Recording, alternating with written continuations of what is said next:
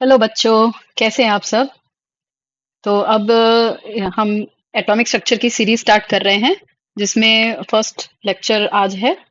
तो इस लेक्चर में जैसे आपने अगर पहले इंट्रो वीडियो देख ही लिया है तो उसमें आपको पता ही होगा कि हम मैंने सभी बता दिया था कि कैसे कैसे मैंने लेक्चर्स में डिवाइड किया है एटॉमिक स्ट्रक्चर के पूरे चैप्टर को।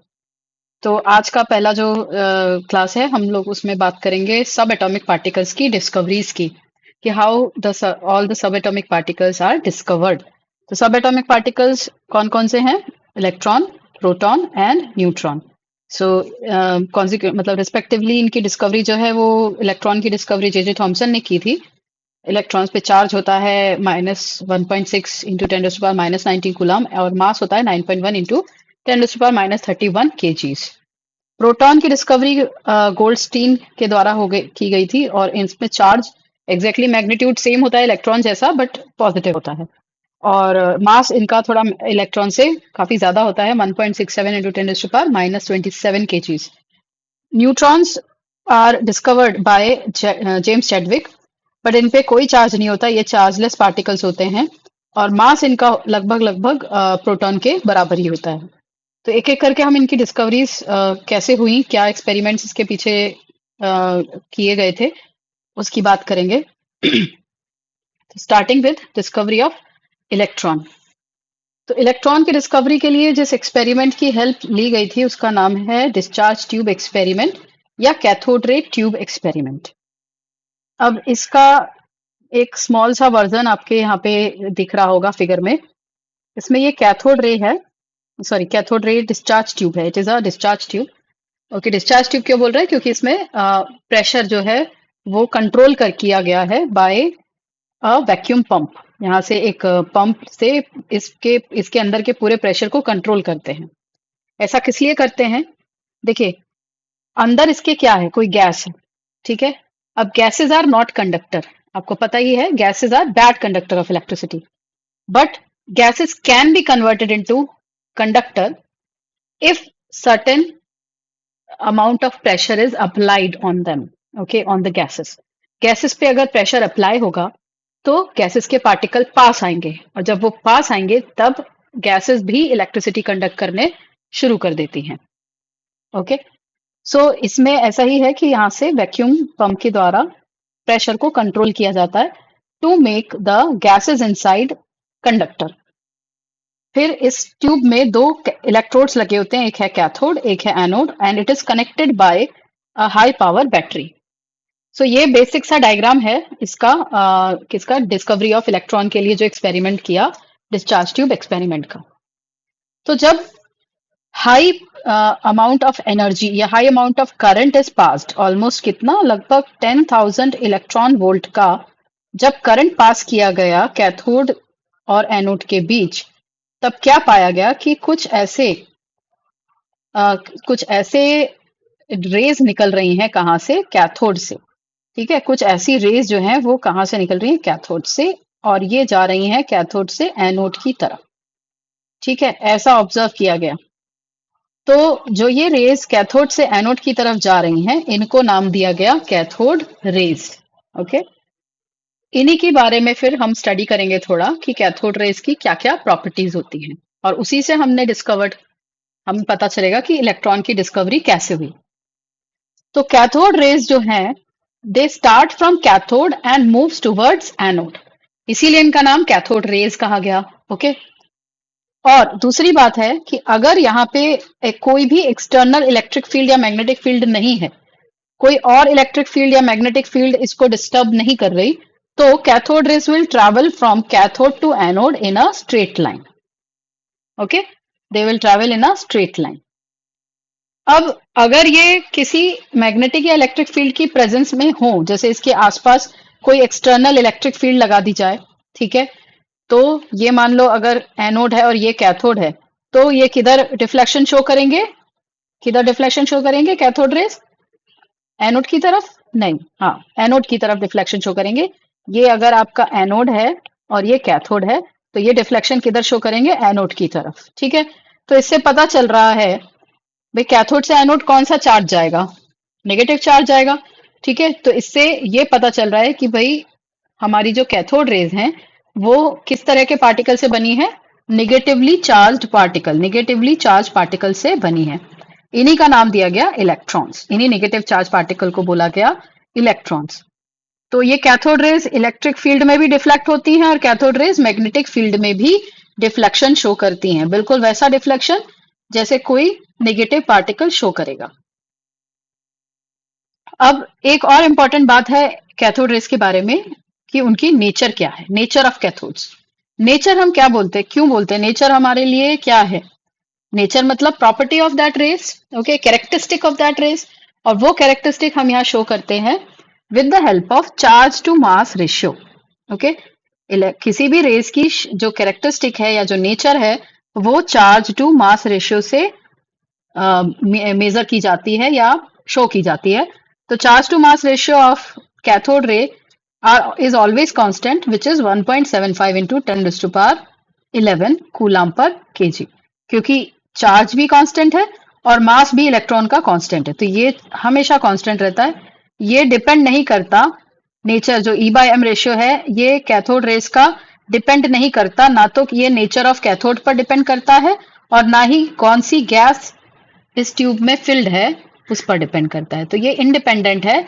E/m ratio of cathode rays are independent of nature of cathode as well as the gas filled in the discharge tube। उससे कोई फर्क नहीं पड़ता, कैथोड रेस का E/m रेशियो हमेशा कांस्टेंट रहता है।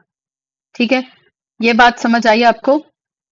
थोड़ा सा अगर मैं इसी एक्सपेरिमेंट को और एक्सप्लेन करूं, कुछ और बातें यहाँ एक्सप्लेन करें, जैसे कि अगर हम इसी एक्सपेरिमेंट में एक मॉडिफिकेशन कर दें, हमने क्या रख दिया यहाँ पे, हमने एक प्रोपेलर रख दिया।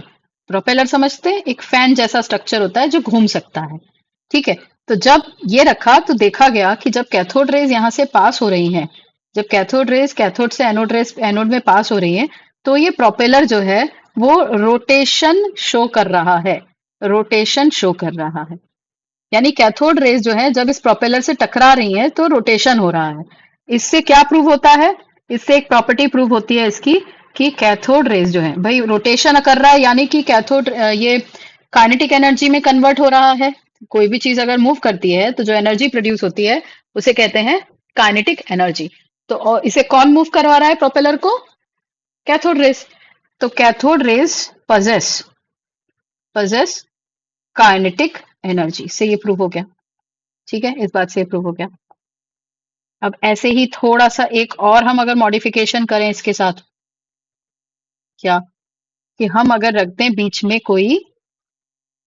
बीच रास्ते में कोई अगर हम यहाँ पे एक मेटल का ऑब्जेक्ट रख दें, कोई भी किसी तरह भी किसी की भी शेप का, तो ये देखेंगे कि जो यहाँ पीछे एक स्क्रीन लगी हुई है, ये स्क्रीन क्या है? ये एक फ्लोरोसेंट स्क्रीन होती है, जिंक सल्फाइड की स्क्रीन लगाते हैं। ठीक है, इसका काम होता है कि जब इस पर कोई भी रेज, इलेक्ट्रोमैग्नेटिक रेज इस पर पड़ेंगी तो ये ग्लो करने लगेगा जहां भी इसकी रेज इसको टकराएंगी।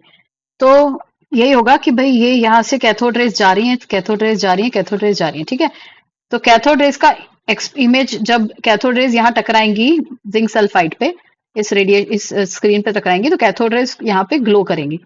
तो क्या पाया जाता है कि जब कोई थिक मेटल ऑब्जेक्ट इस पे रखते हैं तो बीच रास्ते में तो कैथोड रेज जो है जब पास होती हैं तो इसका ऑब्जेक्ट का शेडो यहाँ आ जाता है, इस ऑब्जेक्ट का यहाँ शेडो आ जाता है। तो इससे ये प्रूव होता है कि कैथोड रेज जो है वो मेटल्स को या थिक मेटल्स को पार नहीं कर सकती, can not penetrate can not penetrate thick metals. ठीक है, ओके। अब इसी के साथ जैसे अभी भी थोड़ी देर पहले बात की हमने कि इलेक्ट्रिक फील्ड या मैग्नेटिक फील्ड अगर रखते हैं तो दे शो द डिफ्लेक्शन। सो इससे ये प्रूव होता है कि cathode rays possess electric as well as magnetic component. Cathode ray में दोनों कंपोनेंट है, इलेक्ट्रिक कंपोनेंट भी है और मैग्नेटिक कंपोनेंट भी है। ठीक है, सो ये पूरा कैथोड रेज के बारे में आपको जानकारी मिल गई और इलेक्ट्रॉन कैसे डिस्कवर हुआ ये पता चल गया। तो hope it makes it clear. तो तो आफ्टर डिस्कवरी ऑफ इलेक्ट्रॉन, इसी एक्सपेरिमेंट को अगर थोड़ा सा और मॉडिफाई किया गया तो डिस्कवर हुआ प्रोटॉन। ठीक है, इसी एक्सपेरिमेंट में थोड़ा सा मॉडिफिकेशन किया तो प्रोटॉन्स, तो एक अपोजिट रेडिएशन मिली, कैथोड रेज के अपोजिट ट्रेवल करने वाली रेडिएशन, जिन्हें कहा गया एनोड रेज या कैनाल रेज। तो पहले आपको वो समझा दूं इस एक्सपेरिमेंट को कि कैसे कैथोड रेज और एनोड रेज बनी। तो अब जैसे आप ये देख रहे हो डायग्राम में, ये भी एक डिस्चार्ज ट्यूब है, ठीक है, और यहाँ पे लगी है एक वैसी ही जिंक सल्फाइड की स्क्रीन, वैसे ही एक जिंक सल्फाइड की स्क्रीन लगी हुई है यहाँ पे। ठीक है, सिर्फ डिफरेंस क्या है आप देखो, वहां पे कैथोड रेज के लिए ये कैथोड था और ये एनोड, यहाँ पे एनोड लगा हुआ था। ठीक है, अभी क्या किया है, ये तो है आपका एनोड और ये आपका है कैथोड। ठीक है, कैथोड भी आप देख रहे हो कैसा है, it is perforated cathode. Perforated cathode, perforated मतलब जिसमें पोर्स हैं। ठीक है, जैसे कि आपने घर में छलनी देखी होगी, सीव देखी होगी, उसमें कैसे पोर्स होते हैं ना, पोर्स यानी कंटिन्यूअस नहीं है, सॉलिड नहीं है कैथोड, पोरस है थोड़ा सा, तो उसमें पोर है। तो क्या होगा कि जब कोई रेडिएशन, जैसे आप फिर करंट वही पास करेंगे, यहाँ पे भी 10,000 इलेक्ट्रॉन वोल्ट का करंट पास करेंगे और प्रेशर को आप अप्लाई करोगे यहाँ से, तो जो भी गैस इसमें फिल्ड है उसमें कुछ रेडिएशन कैथोड से एनोड की तरफ रेडिएशन शुरू हो जाएंगी। ठीक है, जैसे वहां हो रहा था भाई, कैथोड से एनोड की तरफ रेडिएशन तो आएंगी ही, ये रेडिएशन है आपकी, ये इस तरह से कैथोड से एनोड की तरफ जो रेडिएशन है, तो ये तो है आपकी कैथोड रेस। ठीक है, कैथोड रेस। बट इसी एक्सपेरिमेंट में पाया गया कि कुछ रेडिएशन जो है या कुछ स्पॉट्स जिंक सल्फाइड पर भी पाए जा रहे हैं। ठीक है, जिंक सल्फाइड पे भी कुछ स्पॉट्स पाए जा रहे हैं। तो जब कैथोड रेज तो कैथोड से एनोड की तरफ इस डायरेक्शन में जा रही है, तो इसके पीछे की डायरेक्शन में ये स्पॉट्स क्यों आ रहे हैं? ठीक है, तो जब ये देखा गया तो इसके साथ ये ऑब्जर्वेशन से ये पाया गया कि भाई अगर कैथोड से एनोड की तरफ रेडिएशन जा रही है जो कि नेगेटिवली चार्ज है, तो एनोड से कैथोड की तरफ भी रेडिएशन जा रही है, अपोजिटली चार्ज्ड। ठीक है, तो जो ये कैथोड से एनोड की तरफ अपोजिट रेडिएशन है, ये यहाँ कैथोड को पार करते हुए जहां जहां पोर्स थे वहां से वो ट्रैवल होके पीछे जिंक सल्फाइड स्क्रीन पर एक चमक, एक ग्लो प्रोड्यूस करने लगी। तो इन्हीं रेडिएशन को, जो अपोजिट है रेडिएशन है, जो अपोजिट रेडिएशन है, इसे मैं इससे कलर से बना देती हूँ, जो ये अपोजिट रेडिएशन है, इन्हीं को कहा गया, इन्हीं को क्या कहा गया, कैथोड, सॉरी एनोड रेस। ठीक है, एनोड रेस। और क्योंकि ये एनोड रेस छोटे छोटे पोर्स में से पास हो रही हैं, इसीलिए इनको कैनाल रेस भी कहते हैं। ओके, तो ये कौन से चार्ज होगा इनमें, ये of course positively charge particles होंगे, पॉजिटिव रेज हैं। Cathode rays are negative, anode rays are positive. तो ये इस तरह से एनोड रेज की भी डिस्कवरी हुई, तो उनकी भी प्रॉपर्टीज को स्टडी किया गया। तो लगभग लगभग सारी प्रॉपर्टीज सेम थी कैथोड रेज जैसे, क्योंकि ये भी इलेक्ट्रोमैग्नेटिक रेडिएशन है, इनमें भी पार्टिकल्स हैं। बस सिर्फ क्या था कि इनका जो फ्लो था वो एनोड, कैथोड से एनोड की जगह एनोड से कैथोड की तरफ था। इसका मतलब है इनका चार्ज जो है वो पॉजिटिव है। बाकी सारी प्रॉपर्टीज सेम है सिवाय एक और प्रॉपर्टी के। अभी एक एक करके हम इनको डिस्कस कर लेते हैं। Canal rays are positively charged gaseous ions, okay, whose mass depends on nature of gas, okay. हमने कैथोड रे में बात की थी कि charge to mass ratio of cathode rays does not depend on the gases filled inside the tube, but यहाँ पे मास जो है वो डिपेंड करेगा कि कौन सी गैस फिल की है उसके हिसाब से। चार्ज टू मास रेशियो भी क्या हो जाएगा, उस गैस पर डिपेंड करेगा कि कौन सी गैस फिल है। Some of the positively charged particle carry a multiple of the fundamental unit of electrical charge. उनका चार्ज भी जो होता है पॉजिटिव चार्ज, पॉजिटिव पार्टिकल्स का चार्ज भी जरूरी नहीं है कि यूनिट चार्ज हो, उसमें more than one unit charge भी हो सकता है। इसीलिए चार्ज टू मास रेशियो जो है वो कंप्लीटली किस पर डिपेंड करेगा यहाँ पे कि कौन से टाइप की गैस फील्ड है। The behaviour of these particles in the magnetic और electric field is opposite to that observed for electrons. तो जैसा इलेक्ट्रॉन बिहेव कर रहे थे मैग्नेटिक और इलेक्ट्रिक फील्ड के लिए, उसके अपोजिट कैसा होगा कि इलेक्ट्रिक फील्ड के साथ वहां पे कैथोड रेज जो है वो कैथोड से एनोड की तरफ मूव कर रही थी क्योंकि वो नेगेटिवली चार्ज थे। एनोड रेज जो है वो एनोड से कैथोड की तरफ मूव करती हैं क्योंकि वो पॉजिटिव चार्ज है। तो ये सारी बातें आपकी हो गई एनोड रेस के लिए। इस तरह से प्रोटॉन भी डिस्कवर हो गया। अगर एग्जैक्टली प्रोटॉन जैसे पार्टिकल्स जो एनोड रेस के होंगे वो पॉजिटिव होंगे, पर जरूरी नहीं है कि उनका charge to mass ratio proton के चार्ज टू मास के रेशियो के बराबर आए। तो डिस्कवरी ऑफ प्रोटॉन ही अगर स्पेसिफिकली हमें चाहिए, हम चाहते हैं कि एनोड में सिर्फ प्रोटॉन्स हो, तो वो क्या होंगे, वो किस गैस के फिल करने से होंगे, हाइड्रोजन गैस के। क्योंकि हाइड्रोजन गैस अगर आयनाइज होगी, हाइड्रोजन गैस में से अगर इलेक्ट्रॉन्स निकलेंगे तो वो सिर्फ और सिर्फ प्रोटॉन ही बचेगा। इसीलिए to discover proton specifically hydrogen gas has to be filled. अब लास्ट आपका बचता है डिस्कवरी ऑफ न्यूट्रॉन।